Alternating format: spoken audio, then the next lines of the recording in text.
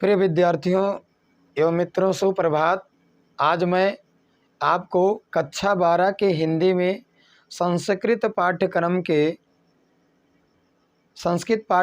संस्कृत भाषा या महत्वम पाठ का दूसरा गद्यखंड अपने ज्ञान गुरु हिंदी 97 ऑनलाइन क्लास के माध्यम से आपको पढ़ाने चल रहे हैं। जैसा कि इसके पहले हमने आपको प्रथम गद्यखंड पढ़ा दिया है, अब उसी का द्वितीय गद्यखंड पढ़ाने चल रहे हैं। तो विद्यार्थियों, आपसे हमारा अनुरोध है कि आप हमारे ज्ञान गुरु हिंदी 97 चैनल को सब्सक्राइब, लाइक, शेयर करना बिल्कुल ना भूलिए। तो आज उसी पाठ्यक्रम में हम दूसरा पाठ्यक्रम यानी गद्यखंड आपको पढ़ाने चल रहे हैं, जैसा कि इसके पहले हमने आपको पढ़ा दिया है। ठीक, तो ये पाठ संस्कृत भाषा या महत्वम परीक्षा यानी बोर्ड परीक्षा की दृष्टि से अत्यंत महत्वपूर्ण है। तो प्रिय विद्यार्थियों एवं मित्रों, आप हमारे चैनल को लाइक, शेयर और सब्सक्राइब करना बिल्कुल ना भूलिए, क्योंकि हम आपको बोर्ड परीक्षा के अनुरूप अब पाठ्यक्रम पढ़ाने चल रहे हैं। क्योंकि इस पाठ से बिल्कुल ये मान के चलिए कि 7 नंबर का यानी गद्यांश हर वर्ष बोर्ड परीक्षा में पूछा जाता है। तो आप हमारे वीडियो को क्या है कि निरंतर देखते रहिए, जिससे कि आपको क्या है कि संस्कृत में से जो 14 अंक के क्वेश्चन आते हैं वह बिल्कुल आपको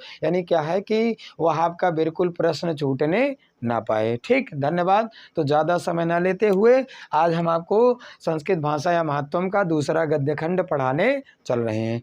तो देखिए, जो दूसरा गद्यखंड है वह है संस्कृतस्य साहित्यम सरसम व्याकरणम सुनिश्चितम तस्य गद्ये पद्ये च लालित्यम भावबोध सामर्थ्यम अद्वितीय श्रुति माधुर्यांच वर्तते किं बहुना चरित निर्माणार्थम यादृशी सत्प्रेरणाम संस्कृत वाङ्मयम ददाति न तादृशीं किंचित अन्यत मूलभूतानां मानवीय गुणानां यादृशी विवेचना संस्कृत साहित्ये वर्तते न अन्यत्र तादृशी दयादान शौचम औदर्यम अनुसूया क्षमा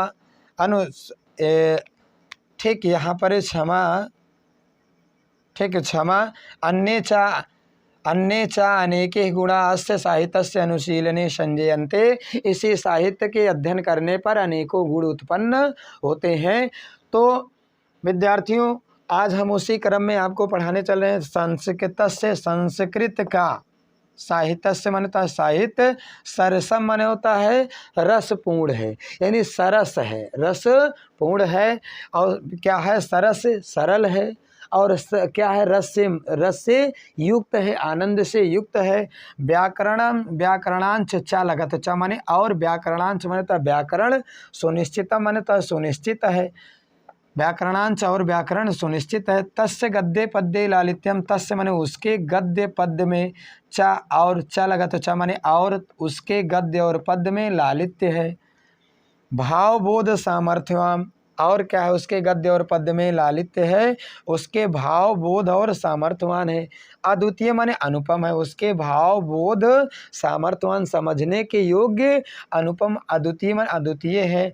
श्रुति माधुरांच वर्तते, क्या है, भाव बोध सामर्थ्यवान अद्वितीय, श्रुति माधुरांच वर्तते सुनने के योग्य है। यानी श्रुति मतलब श्रुति माने श्लोक, माधुर माने मधुरता से, वर्तते माने युक्त है, यानी क्या है कि उसके जो श्लोक है वो मधुरता से युक्त है।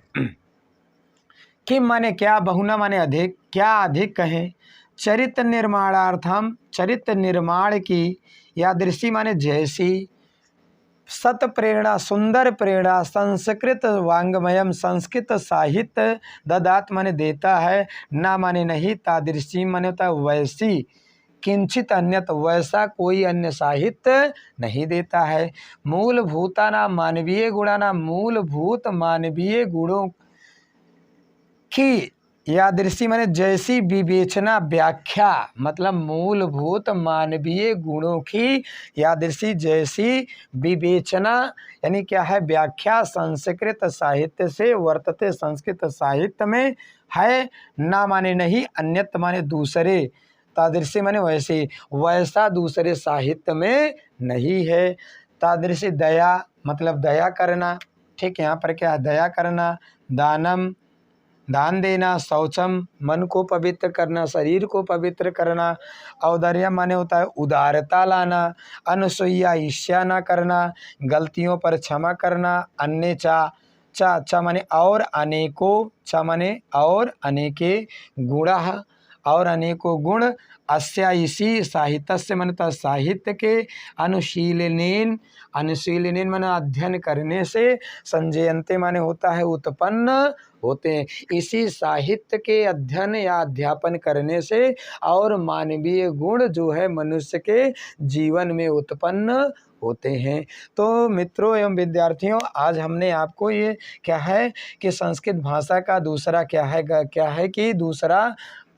है गद्यांश हमने अपने ज्ञान गुरु हिंदी 97 की ऑनलाइन क्लास के माध्यम से हमने आज आपको क्या है संस्कृत भाषा या महत्वम का दूसरा क्या है कि गद्यांश हिंदी अनुवाद के रूप में पढ़ाया है। तो यदि आपको हमारा पढ़ाया समझ में आता है तो आप हमारे चैनल को लाइक, शेयर और सब्सक्राइब करना बिल्कुल ना भूलिए। ठीक, धन्यवाद। अगले वीडियो में हम इस पाठ का जो अंतिम यानी गद्यांश बच रहा है उसको भी पढ़ाएंगे। ठीक, धन्यवाद।